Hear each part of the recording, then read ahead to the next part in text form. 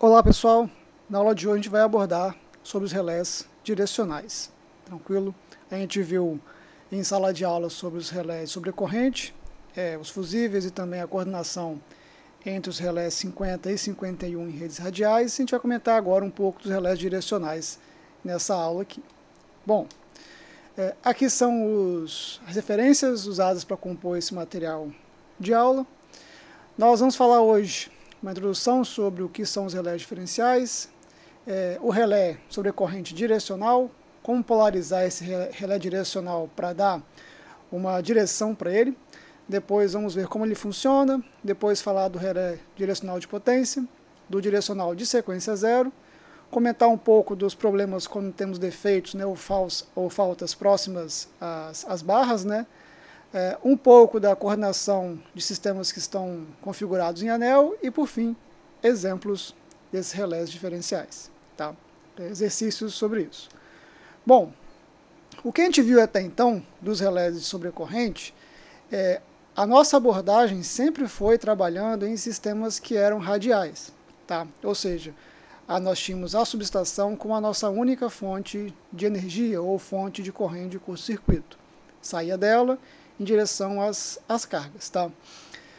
Isso é válido, era válido até então, né, quando nós não tínhamos essa capacidade dos consumidores instalarem em suas casas uma geração, né, como no Brasil hoje conhecida a geração distribuída, né, e isso então era até válido. Quando a gente aborda sistemas em anel, e a gente pode aqui falando em termos de transmissão, que nós temos uma geração nas duas pontas de grande porte, essa proteção somente com os relés sobrecorrente, sem considerar esse elemento direcional, ela fica impraticável, como eu comentei com vocês em sala de aula, porque eu não consigo realizar essa coordenação mais, uma vez que a corrente ela pode vir de dois pontos ou mais, no caso ela pode vir de um outro nó, né, de mais de um nó, em direção à corrente de falta. Tranquilo? Para poder superar esse problema, a gente passa a utilizar o relé direcional. Esse relé direcional, ele tem essa capacidade, ou essa sensibilidade, de identificar qual que é o sentido do fluxo da corrente elétrica que está trafegando pelo sistema e discernir se essa corrente está indo dentro da zona de proteção que esse relé deve proteger, ou ela está fora da zona de proteção que ele deve proteger. E aí, com isso, sabendo diferenciar, né, se ela está dentro ou fora, ele vai ou permitir a atuação desse relé no defeito, se ele estiver no sentido de proteção dele, ou vai impedir, né, bloquear a atuação desse relé se estiver no sentido contrário. Tá? Bom, nós temos dois tipos de relés direcionais. Tá? Nós temos os relés direcionais de sobrecorrente, que eles são para identificar os sentidos das correntes de curto-circuito.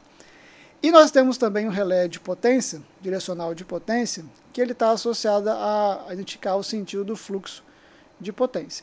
A gente vai comentar mais a diferença de um para outro mais para frente, mas basicamente são relés que identificam o fluxo da nossa corrente elétrica. Tá? Bom, então, abordando sobre o primeiro relé aqui para a gente, sobre a corrente direcional, nós vamos simbolizar ele de forma gráfica, né, como está na figura aqui abaixo. Né, então, ele é esse relé aqui, tá, após a junção dos TCs e dos TPs. E dentro dele, que é esse elemento aqui circular, nós vamos ter duas bobinas, certo? E essas bobinas, elas podem estar em quadratura, que é o mais comum de estarem, que é 90 graus entre elas, e elas são alimentadas pela corrente elétrica do TC e outra polarizada aqui pela tensão lá do nosso TP. Tá? Olhando aqui para uma representação monofásica, né, uma fase só aqui para a gente, a corrente que vem do relé, aqui para a gente, no caso da fase A, do secundário do nosso TC, ela vai entrar nessa marca de polaridade aqui da nossa bobina de corrente, que é essa aqui, que está associada à corrente do secundário do TC, tá? E a tensão do TP, que está aqui para a gente, que a gente vai chamar de tensão de polarização, que sai do secundário dele, ela vai ser referenciada nessa marca de polaridade dessa bobina aqui, que está em quadratura com essa, que é a bobina de tensão para a gente, através da corrente de polarização aqui para a gente. Então, o nosso relé superconddirecional, ele captura, né, ele precisa da corrente aqui para a gente da fase A, ou da fase, né, via secundário do TC, que a gente vai chamar de corrente de operação, e ele vai também estar associado aqui uma tensão de polarização via corrente de polarização na outra bobina aqui dele. Tá? O código ANSI para esse relé é o 67, tá? E o princípio de como ele funciona é que ele vai atuar quando a corrente passante pelo TC, né, for maior que o seu ajuste e essa corrente ela tiver um sentido que está no sentido pré-estabelecido desse relé de acordo com a sua referência de polarização, que tem a ver com a tensão de polarização vindo pelo TP. Tá? Então, para ele discernir essas duas coisas, né, se ele vai atuar e se a corrente está no sentido da sua região de atuação, ele precisa, que a gente chama, né, da corrente, uma grandeza de polarização, que é a nossa referência para criar o sentido para trás e para frente, vamos dizer assim, do nosso relé, tá?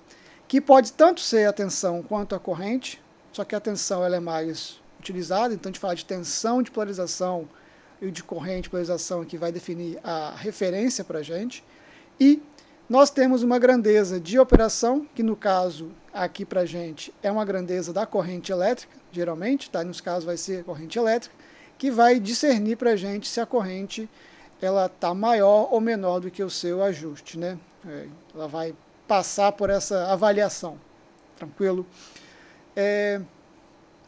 A direção, então, ela é dada pela comparação desses dois fasores, então da corrente de operação e da tensão de polarização. E aí, o ângulo entre esses dois termos vai definir qual que é a direção da corrente. Então, essa direção ela pode ser para frente do relé, para trás do relé, ou no limiar de operação dele, que é aquela região que a gente não tem aquela certeza, ele está naquela equilíbrio de forças, se a gente imaginar o relé eletromecânico, entre o princípio de atuar e não atuar. Então ele fica num estado ali, num limbo, sem atuação. Tá?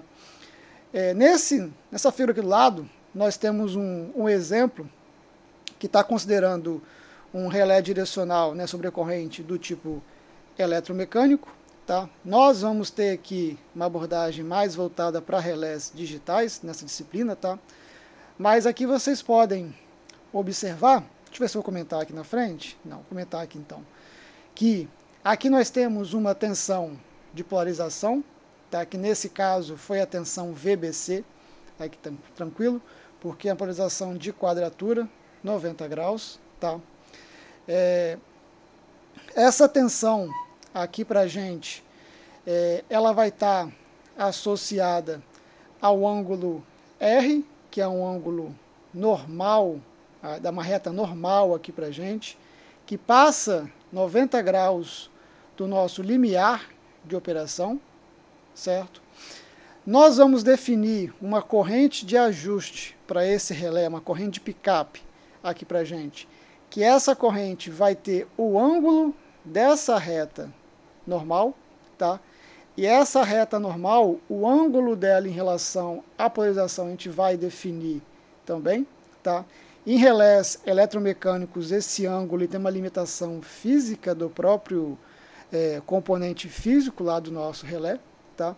E a gente vai medir, no caso, vai passar uma corrente A no primário do TC, vai ser referenciada no secundário do TC, e essa corrente vai ser medida aqui, ser comparada com essa corrente de ajuste do nosso relé 67. Se essa corrente recair nessa região para frente desse limiar de operação, quer dizer que esse relé tem que operar. Por quê? Porque ele é maior que a corrente de ajuste e ele está para frente do nosso relé. Se a corrente cair em cima nessa reta do limiar de operação, onde o nosso torque de giro é zero, a gente não vai ter atuação, né, uma região incerta de atuação. E se a corrente passante ela estiver para trás dessa região aqui, o nosso relé ele não vai operar, tá? Ele não vai permitir a atuação da proteção. Tá? Bom, vamos comentar então, depois dessa explicação bem breve, um pouco da polarização desse relé direcional que a gente comentou, que tem a ver com a referência dele. Tá? Bom, para a gente falar de como ele funciona, vamos falar dessa tensão de polarização. Então essa tensão ela vai definir qual que é a referência para identificar qual que é o sentido da corrente. Então, a fim de explicar para vocês aqui, vamos tomar como referência a corrente que percorre a fase A de um circuito, tá? Tal como a gente mostrou aqui nesse exemplo, da figura 4.3.1, tá? Que é do livro do Kinderman. Então, se a gente imaginar de forma trivial, né, ou mais fluida as ideias, se eu quero identificar o sentido da corrente da fase A, então eu logo pensaria em usar a tensão da fase A como tensão de referência, porque é meio que óbvio fazer essa premissa e você vai conseguir ver se a corrente está atrada em relação à tensão, né, colocando um diagrama fasorial, por exemplo, tranquilo? Que tem a ver, se relembrarem, né, a questão de corrente atrasada ou adiantada em relação à tensão. A gente usaria essa premissa lá dos ângulos entre esses dois fasores. Só que na prática essa tensão ela não é utilizada e existem alguns fatores para isso. O primeiro fator é porque teria uma baixa sensibilidade para faltas próximas do relé. Então isso acontece porque quando ocorre uma falta, se a minha falta é na fase A, essa tensão na fase A ela vai ser afetada, certo? Porque a falta é nessa fase, e o valor dela pode diminuir muito devido a esse curto-circuito. Então a gente vai ter uma corrente de curto-circuito passando e usar essa tensão da fase A diretamente como referência, nós podemos ter uma imprecisão na medição entre o ângulo entre a corrente e a tensão, por conta das características da dinâmica do curto-circuito. E isso dificulta essa correta escolha, né, ou comparação da direção da corrente de falta. Tá? Um outro problema também associado é que nós podemos ter mudanças de fase no sistema devido à sua impedância desse sistema. Então, a gente sabe, né, que o ângulo entre a tensão e a corrente, ele depende, dentre outros fatores, né, mas pensando num curto-circuito de forma mais simples, né, depende da impedância da linha entre o ponto da tensão para a gente e o ponto de falta, e também a localização dessa falta e o tipo de falta acontecendo nesse circuito. Então, nessa ideia aqui, eu posso ter algumas variações inesperadas, vamos dizer assim, nessa referência da fase da tensão. E isso vai tornar o nosso critério direcional menos confiável. Ou seja, eu não vou garantir que eu tenho uma diferença angular entre os dois fasores que me garante a correta atuação da direção. Então, se eu não posso usar a tensão da fase A como referência, eu tenho que usar outro fator, né, uma outra variável elétrica para a gente. E pensando em termos de tensão, eu preciso usar uma tensão que seja mais estável.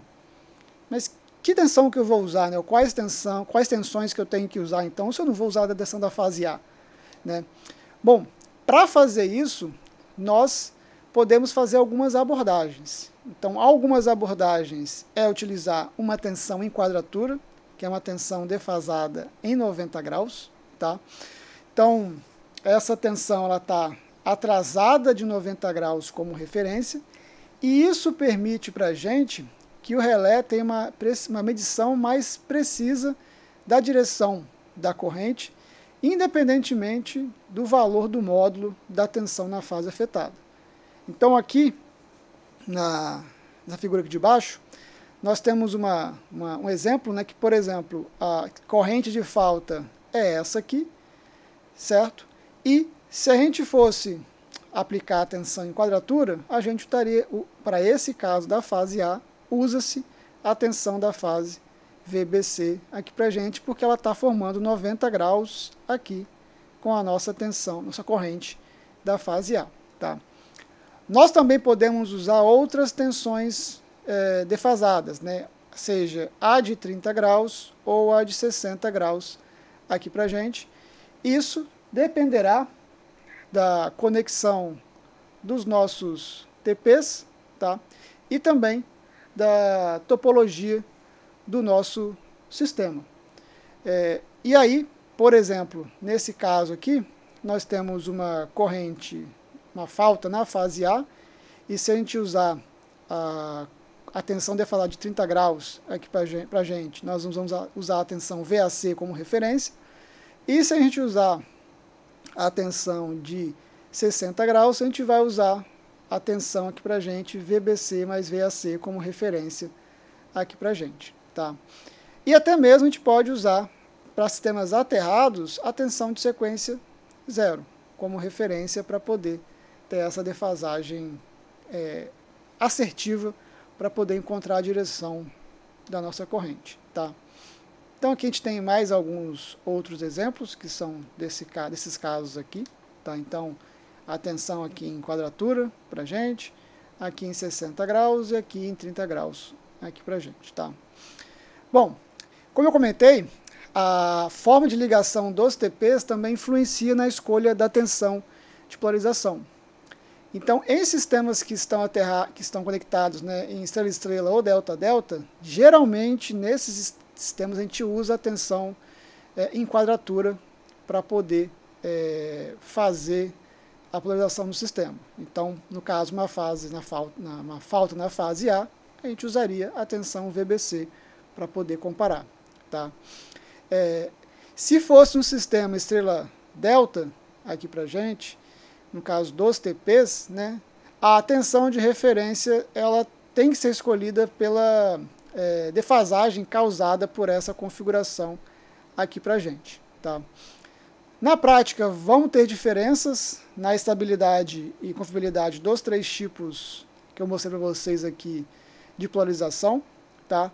Cada um deles vai apresentar vantagens e limitações, tá? Dependendo da condição da rede e do tipo de falta. E a gente pode abordar a diferença entre eles em termos de estabilidade, de confiabilidade e também de aplicabilidade. Então, eu fiz esse quadro resumo aqui para vocês, que, por exemplo, a nossa polarização em quadratura, que é o 90 graus, ela possui, durante as faltas, né, uma alta estabilidade, porque a tensão de sequência positiva ela se mantém mesmo com a falta em uma fase.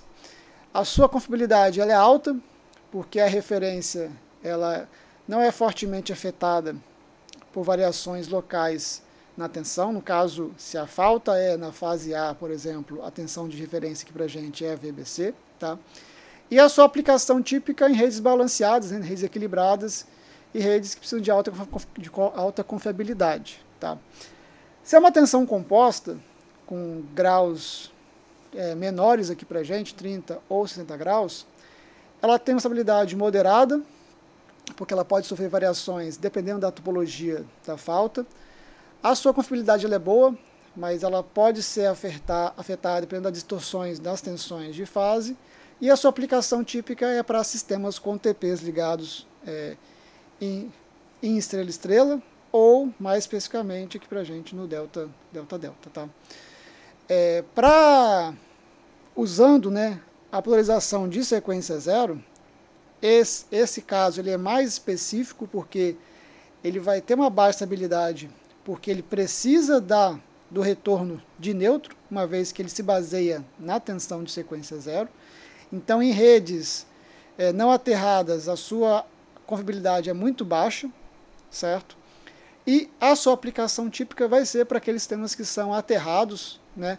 Ou a redistribuição que tem um retorno pelo neutro garantido, né? Então, seria aquelas redes que têm um sistema multi-aterrado, beleza? Bom, então vamos falar agora um pouco do princípio de funcionamento desse relé sobre corrente direcional. Então, nós voltamos aqui para a figura que a gente viu lá anteriormente, certo? Essa figura aqui. Dessa figura, nós podemos representar alguns fasores aqui dela nessa figura 4.3.2 aqui. Então, aqui, nessa figura, a gente tem a corrente secundária, que é essa corrente IA aqui para a gente, tá? Que seria a corrente que entra no relé. Depois, como essa corrente ela gera um fluxo magnético, né, nessa bobina aqui, então nós temos esse fluxo magnético, essa corrente. Nós temos aqui uma corrente, uma tensão VAN, certo? Que está aqui no caso para a gente, que é a tensão fase neutro na falta, tá? na fase faltosa. E aqui nós vamos ter a nossa tensão de polarização de 90 graus, defasada 90 graus aqui para a gente em relação ao VAN. Tá? Então, temos a nossa corrente da falta da fase A, e nesse caso aqui, em quadratura, nossa polarização VBC aqui para a gente. Tranquilo? Bom, essa tensão aqui, quando ela é aplicada em cima da bobina de tensão, vai surgir uma corrente. Tá? E essa corrente que surge é essa corrente de polarização, que ela tem um defasamento aqui em relação à tensão VBC, certo? Por conta da característica indutiva aqui do nosso sistema também, certo? Essa corrente também vai gerar um fluxo que vai passar pela bobina, que a gente vai chamar de fluxo de polarização, e a gente vai ter aqui um ângulo alfa, que é um ângulo da diferença, né, entre o fluxo gerado pela corrente e o fluxo gerado pela tensão lá no relé direcional. Então esse alfa é o nosso ângulo entre os dois fluxos. Nós temos também esse ângulo θ aqui, que ele é o ângulo que está entre a corrente da fase faltosa, no secundário do TC, que entra no nosso relé, tá? E também a tensão de polarização aqui para a gente. E esse Rzinho aqui, minúsculo, ele vai ser o ângulo de torque máximo do relé, que essa vai ser uma característica, como eu comentei anteriormente, que depende da fabricação do relé, tá? E esse R aqui, para eu calcular ele em termos de outras grandezas do circuito aqui, ele pode ser calculado como sendo 90 graus, aqui para a gente, menos esse ângulo da impedância para a gente de polarização. Tá? E aí nós temos esse valor do R aqui para a gente. Essa reta normal aqui, ela é uma reta que tem 90 graus em relação à corrente de polarização. Bom, então durante um curto-circuito, geralmente essa corrente A aqui, ela fica defasada em relação à tensão VAN. Tá? No caso aqui fica atrasada. Eu chamei esse ângulo de ângulo beta aqui. Tá? Esse ângulo beta, se a gente analisar esse quadrante aqui, ele vai ser 90 graus menos esse θ, tá? Aqui pra gente, e a gente pode colocar ele como sendo o ângulo da tensão VAN menos o ângulo da corrente A aqui pra gente. Beleza? Só um segundo aqui, que estão tocando o interfone aqui em casa.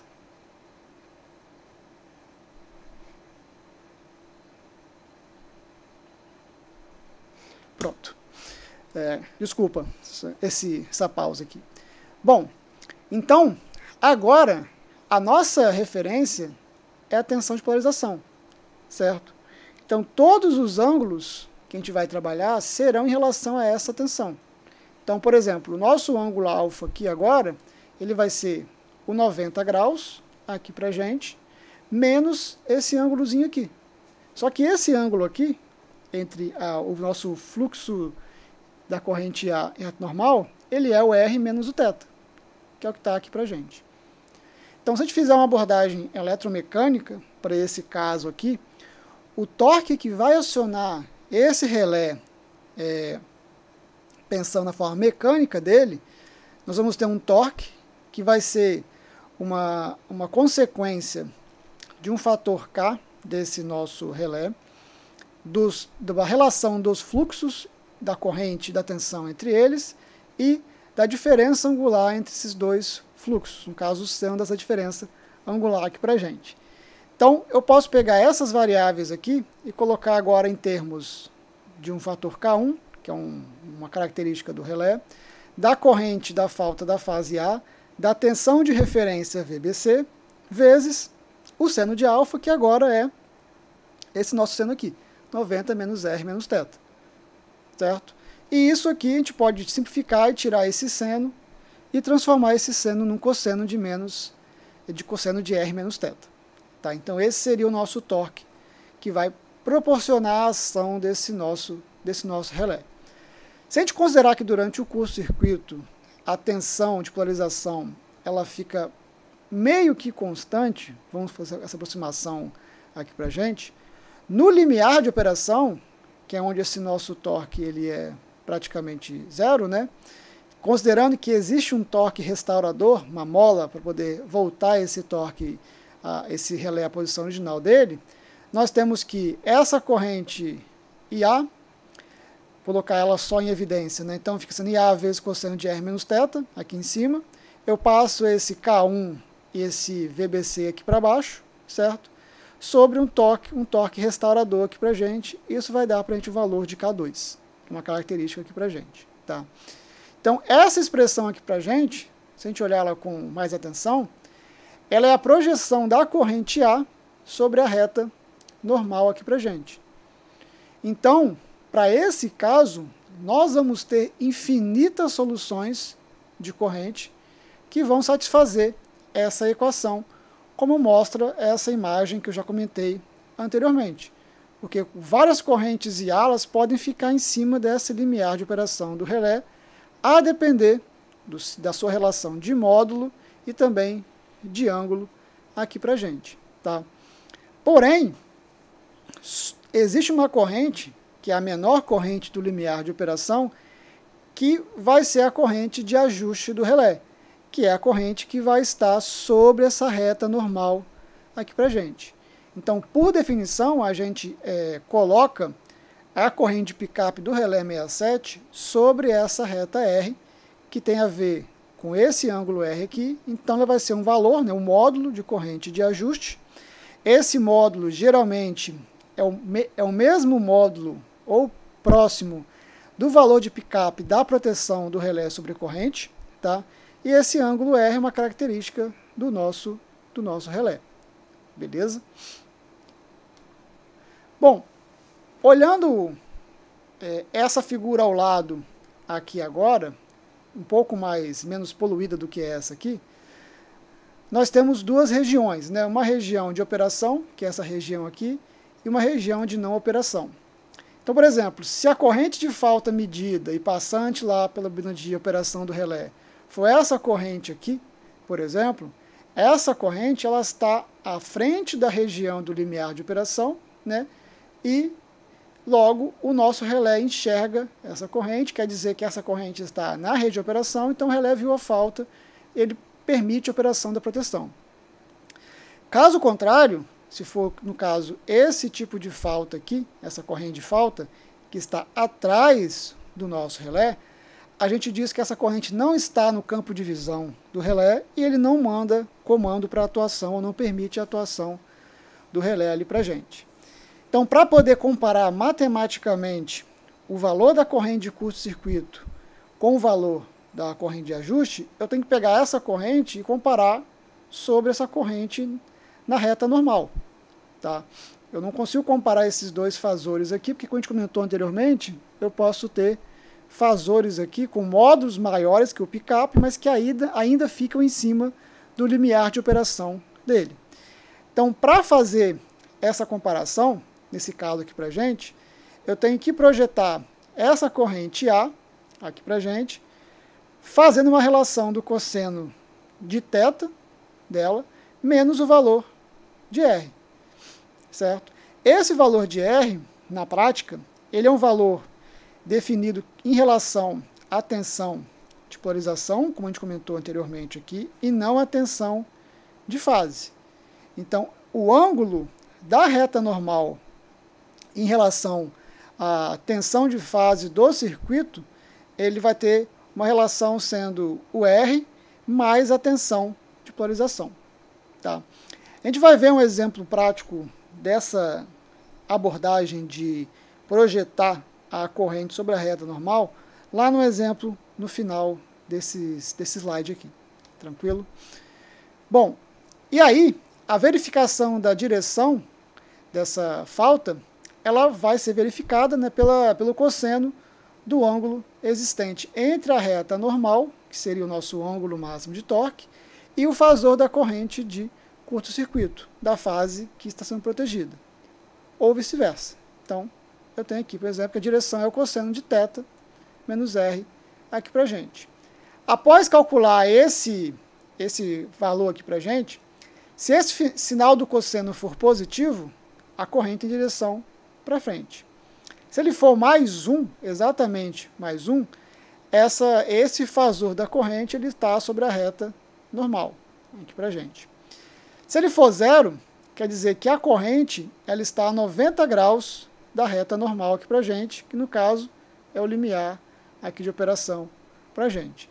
E se for negativo, ele vai estar na região aqui de trás de não operação do nosso relé.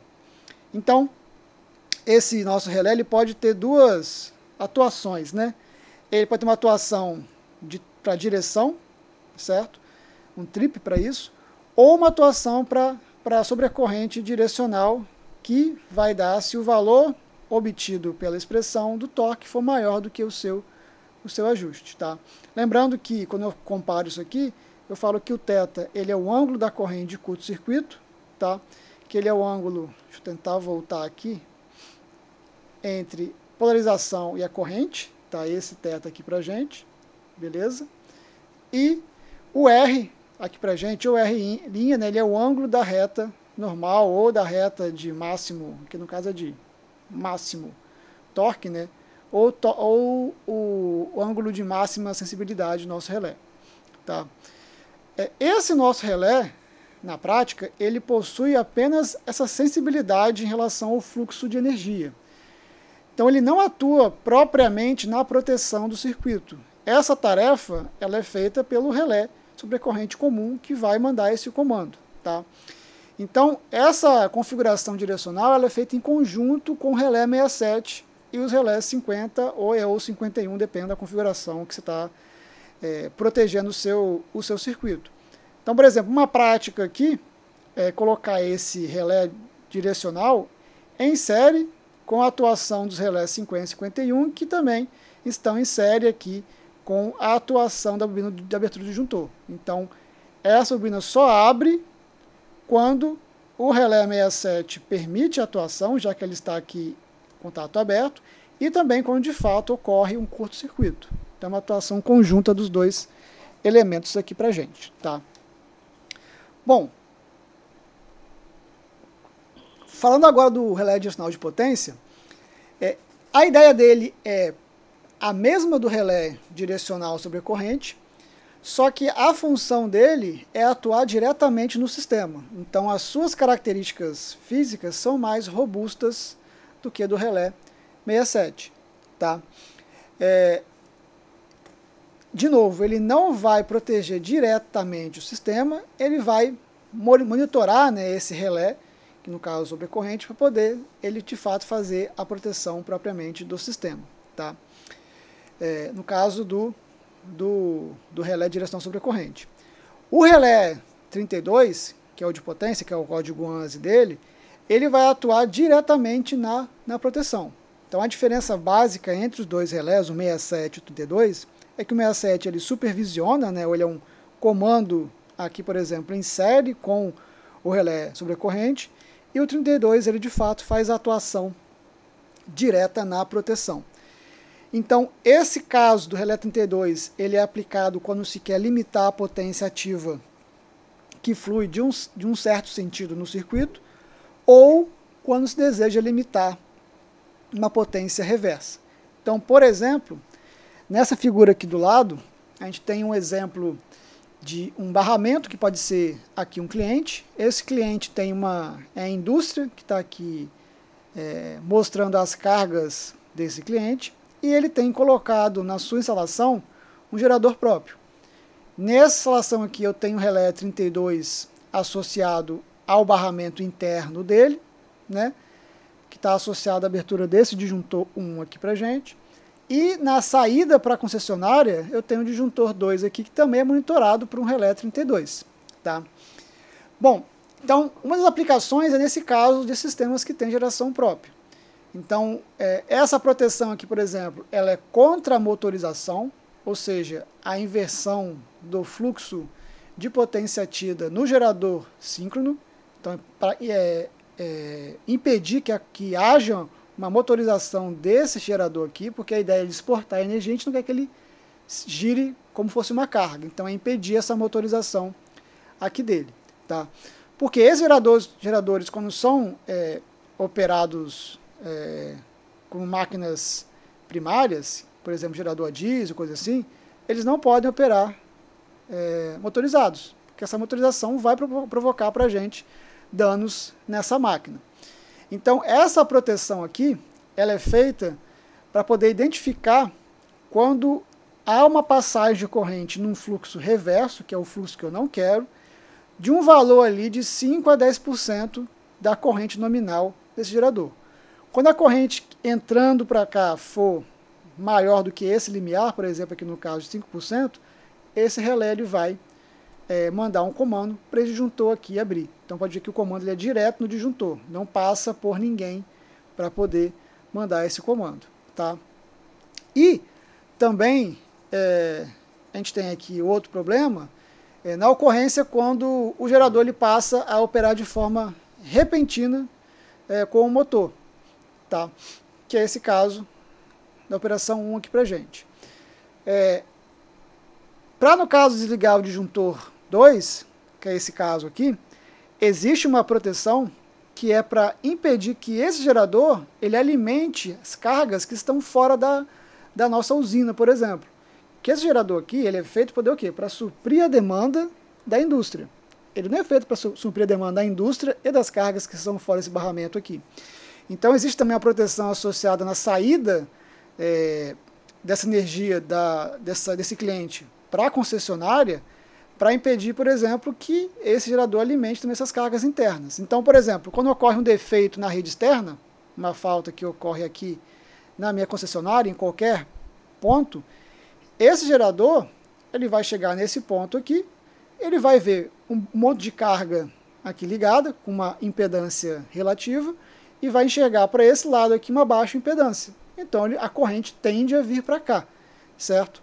Então, para evitar que esse gerador ele passe a alimentar essas cargas e crie aqui um fluxo inverso de energia, e pode até prejudicar a proteção, a coordenação da proteção da concessionária, existe um limiar aqui de atuação para poder evitar essa atuação aqui para a gente, que é esse limiar, por exemplo, de 5% da corrente aqui nominal desse cliente. Então, quando a corrente, quando vem para cá, ela é maior que 5%, também abre-se esse disjuntor aqui para poder evitar que esse gerador alimente essas cargas desse lado. Então, são dois exemplos aqui para a gente de uso, né, prático desse relé de potência, ou relé 32. Tranquilo? Bom, já o relé direcional de sequência zero, para ele poder fazer essa atuação, né, ou identificar a sequência zero, ele precisa que a sua bobina que está magnetizante, ela seja energizada por uma corrente de sequência zero, né, do curto-circuito, ou da carga aterrada, que tem que estar desequilibrada. Então, para atender essa condição, a gente tem que fazer a conexão do relé direcional de neutro, usando o mesmo esquema que a gente viu lá no relé sobrecorrente de neutro, né? E tem que adicionar uma energia, né, uma polarização das bobinas de tensões via UTP. Tá? Essa tensão, obviamente, tem que ser uma tensão de sequência zero, que vai aparecer durante um curto-circuito que tem um retorno para o terra, né, ou um desequilíbrio das cargas aterradas que estão sendo atendidas. E para conseguir essa tensão polarizante, nós temos que fazer a tensão vinda, né, do terciário, de uma configuração delta aberto de 3 TPs, ou do secundário de 3 TPs monofásicos. Tá? Então essa figura aqui, está ao lado, mas está aqui abaixo, ela mostra, por exemplo, os enrolamentos terciários do nosso TP, que estão ligados aqui para a gente em delta aberto, conectados ao ambiente de tensão do relé de sequência zero, certo? Isso aqui para a gente, ele vai formar esse filtro de sequência zero, né, que seria a tensão 3V0, ou nós podemos fazer 3 TPs de 2 enrolamentos identificados a essa ligação aqui para a gente. Então essa tensão que está aqui é o que a gente vai ligar na bobina magnetizante de tensão do relé sobrecorrente direcional de neutro. E aí, para poder explicar um pouco melhor essa configuração, nós temos aqui um exemplo, né, de um relé 67N, caso 67 neutro, né, no qual nós temos aqui a linha protegida com os 3 TCs ligados em série, na configuração aqui da corrente 3 e 0 entrando nesse nosso relé 67N, tá? Lembrando, nesse caso aqui, os 3 TCs estão ligados em estrela, né? Então o ponto comum deles só vai fluir aqui para a gente a corrente sequência zero, ou a corrente, no caso 3 vezes a corrente sequência zero, ou a corrente desequilíbrio. E desse outro lado aqui, pegando as tensões do circuito, nós temos 3 TPs aqui, que estão ligados na configuração delta aberto. Então nessa configuração aqui, a tensão que está polarizando esse nosso relé 67N é a tensão de 3V0. Tá? Se a gente reparar aqui, vocês podem reparar que a polarização da nossa corrente, ela está inversa em relação ao que era antes. Deixa eu voltar alguns slides, deveria ter colocado aqui mais perto, mas deixa eu voltar aqui alguns slides, isso, pode reparar aqui que a corrente entrava e já tinha aqui um polo dele polarizante.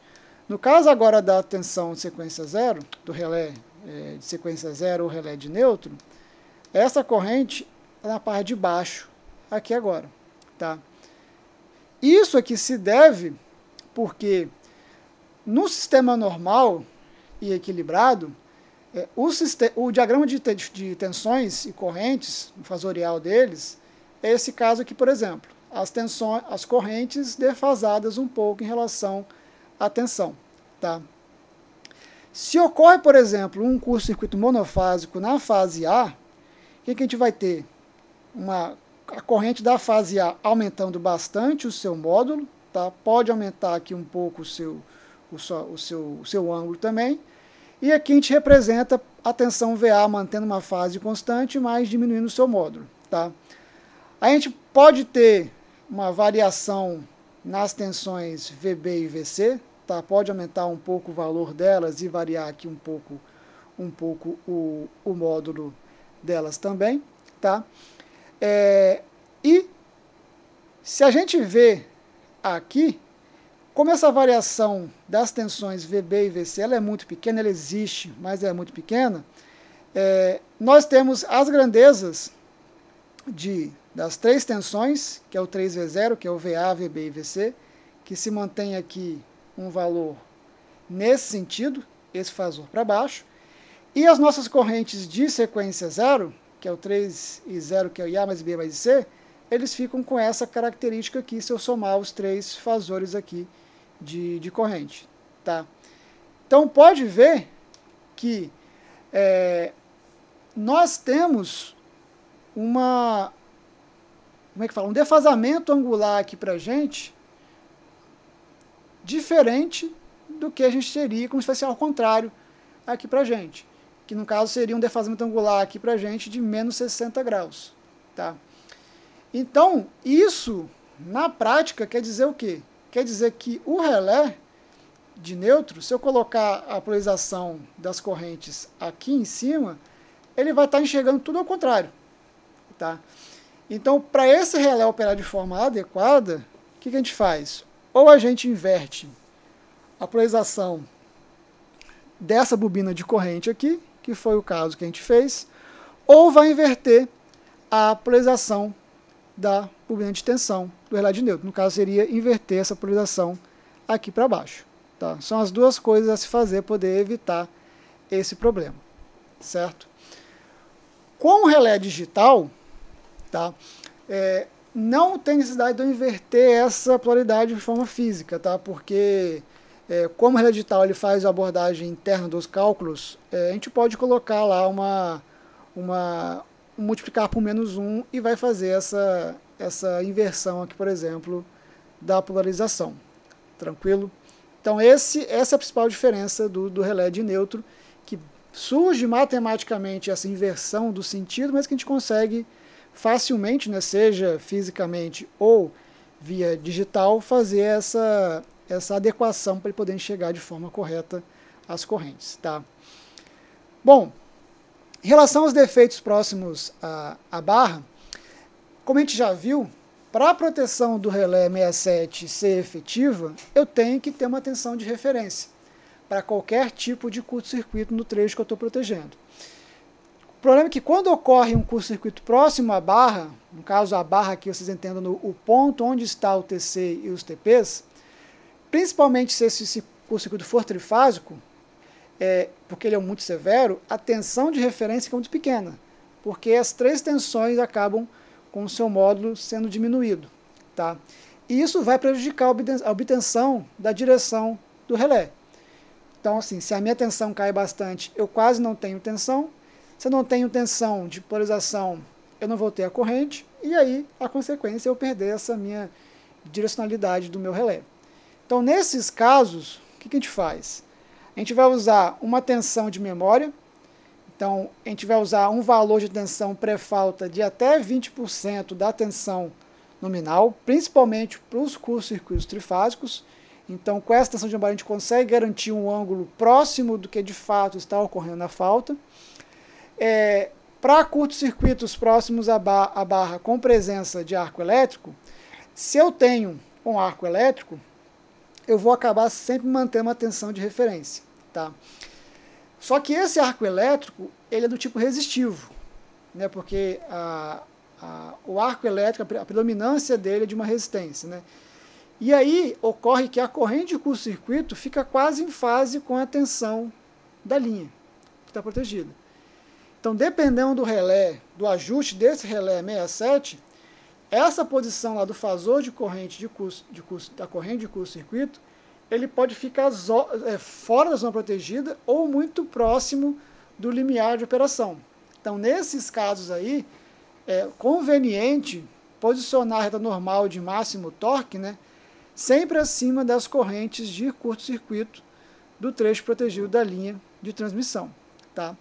Ou a gente pode também usar a tensão de sequência 0, né, ou menos 3V0, como a tensão de polarização, porque no caso do curto-circuito monofásico, o seu valor dessa corrente, dessa tensão é considerável, né, e o ângulo da tensão de sequência 0 vai estar muito próximo do ângulo da tensão da fase sob o defeito.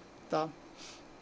Então aqui a gente tem o exemplo dessas duas correntes aí, né, ou estando fora, ou estando muito próximo ali do limiar de operação, uma vez que a tensão VA está para cima aqui para a gente. Tá? E aí, indo para o final aqui já do slide, na parte de coordenação dos sistemas de anel, por exemplo, no caso aqui abaixo, se for ter um pouco maior aqui, tem. Então, beleza. Eu tenho, nesse caso aqui, uma fonte de tensão desse lado, eu posso ter, e também desse lado aqui. Tá? Então, é necessário, nesse caso, eu informar para o meu relé de qual direção a falta veio. Certo? Então, para eu colocar essa direção, eu vou realizar a minha coordenação do mesmo modo que a gente fez anteriormente. Tá? Então, o que eu faço? Primeiro a gente faz uma coordenação em uma direção. Então, por exemplo, eu faço a coordenação do relé A enxergando para cá, do relé B enxergando para cá e do relé C enxergando para cá. E aí eu sujo essas curvas aqui de coordenação, que no caso é uma coordenação 50, 51 de curva inversa. Tá? E depois a gente faz a coordenação na outra direção. Então, acha essa curva, essa curva e essa curva. Tá? E aí a gente agrega desses nossos relés essa direção aqui para eles. Então, esse disjuntor só vai atuar para faltas na direção para frente. Esse disjuntor, está associado a esse relé B, só vai atuar para falta na direção para frente. E assim o contrário. Então, por exemplo, colocando aqui alguns exemplos de falta, se a minha falta for nesse ponto F1, por exemplo, ali, quem vai atuar, a princípio, né, é o relé RA, tá, com seu elemento 50, tá, e se caso esse tudo falhar, né, quem vai atuar aqui pra gente é o relé R3, tá, com o elemento 51 dele, já que está aqui na parte temporizada, tá, mas de toda forma, tanto quanto esse, o trecho que vai ficar setorizado, né, vai ser só o trecho AB, ficar isolado. Tá? Os relés RB e RC eles não vão enxergar essa falta, porque está atrás da posição deles, e os relés R1 e R2, no caso esses dois aqui, só vão atuar em forma de backup, em caso de R3 e o RA não atuem. Tá? Mas aqui já é um pouco mais, se a gente for explicar isso aqui, é um pouco mais complexo, envolve a parte de teleproteção, que é um capítulo à parte aqui pra gente da disciplina, tá? Mas a princípio é isso. Por exemplo, a falta em F2, ambos os elementos instantâneos do relé RA e R3, eles vão atuar, que vai isolar somente o trecho AB. Então, de novo, RB e RC não enxergam a falta, e R1 e R2, novamente, só vão atuar como backup de R3, né, caso RA e R3 não atuem. E um outro exemplo aqui, já ficou claro, mas dando outro exemplo da falta em F3, nesse caso aqui, ambos os relés RB e RA vão atuar, que eles vão enxergar essa falta aqui, então vão só isolar o trecho B e C aqui pra gente. Tanto o R3 quanto o RC não enxergam essa falta, não está na zona de proteção deles, e tanto o R1 quanto o RA, eles são backup de R2 e RB, e só vão atuar caso esses dois aqui não atuem. Tranquilo? Bom, agora vamos aqui para comentar de um exemplo lá do nosso livro. Tá?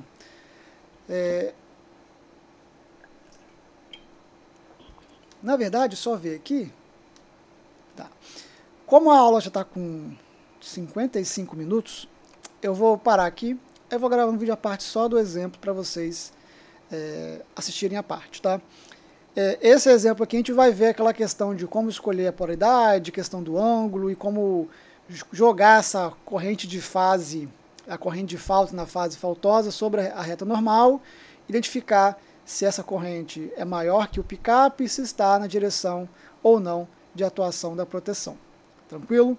Então eu vejo vocês no próximo vídeo. Eu espero que eu consiga lembrar de colocar aqui nessa janela final aqui agora o link para vocês acessarem ele. Tranquilo?